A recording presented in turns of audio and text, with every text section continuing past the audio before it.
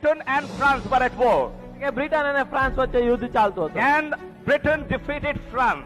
અને બ્રિટને ફ્રાન્સને હરાવ્યું And the person who was supposed to give the message from very far off અને બહુ દૂરથી આ એક સંદેશો પહોંચાડવાનો હતો કે બ્રિટને ફ્રાન્સને હરાવ્યું છે to the people on land. જે કિનારા પર હતા તે લોકોને દરિયામાંથી આ સંદેશો મોકલવાનો હતો So he was making signs તેથી એ દૂરથી ઇશારા કરી રહ્યો and હતો giving the signal that Britain defeated France. અને આ રીતે જુદી જુદી જાતના ઇશારાથી તે સંદેશો મોકલાવી રહ્યો હતો So when he was making those signs, અને જયારે આમ ઇશારા કરી રહ્યો હતો the person recipient on the land got only this much. ત્યારે જે કિનારા પર ઉભેલો એ વ્યક્તિને આટલો જ સંદેશો મળ્યો બ્રિટન હારી ગયું Because and other signs he could not read, he could not see because of the fog. પાછળનો જે સંદેશો તે મેળવી ના શક્યો કેમ કે ખૂબ જ ધુમ્મસ હતું Okay, that person was giving other message also, but he could read only this much: Britain defeated. પેલી વ્યક્તિ ઇશારાથી આખું વાક્ય બોલી રહી હતી પણ આને આટલો જ સંદેશો મળ્યો કે બ્રિટન હારી ગયું The છે message spread all over Britain.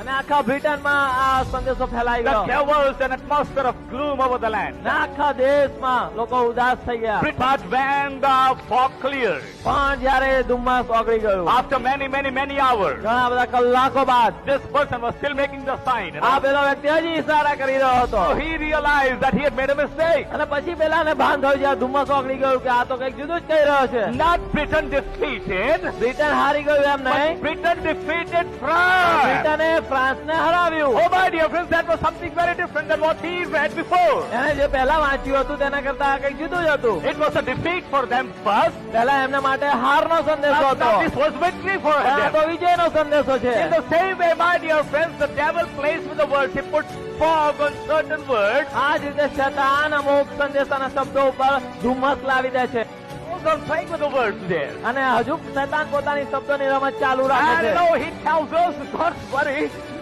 by praying that way, you are proving that you are a very humble person. અને શેતાન આપણને એમ કહે છે કે તું બહુ સારી નમ્ર પ્રાર્થના કરી રહ્યો છું ને You are a sinner and you will remain a sinner forever. તું પાપી છું ને હંમેશા પાપી જ રહેવાનો છું સાચી વાત છે My dear friends, but we forget the word of God. આપણે મિત્ર પ્રભુનું વચન ભૂલી જઈએ The છીએ. word of God says, પ્રભુનું વચન આ પ્રમાણે when કહે we છે believe કે Jesus જ્યારે તમે Christ, ઈસુ ખ્રિસ્ત પર વિશ્વાસ મૂકો છો from that position of a sinner, ત્યારે તમને પાપીની સ્થિતિમાંથી we were made sons of Almighty God. તમને જીવતા ઈશ્વરના પુત્ર પુત્રી બનાવવામાં આવે છે Ever allow that prayer to go out of your mouth? તમારા હોઠોમાંથી કદી આવી પ્રાર્થના નીકળવા દેશો That નહીં I am sinner. પ્રભુ પાપી છું God already had mercy upon you when you bowed down before Him and you were born again. તમે જયારે પ્રભુની આગળ નમ્ર થયા નવો જન્મ પામ્યા ત્યારે તમને પાપોમાંથી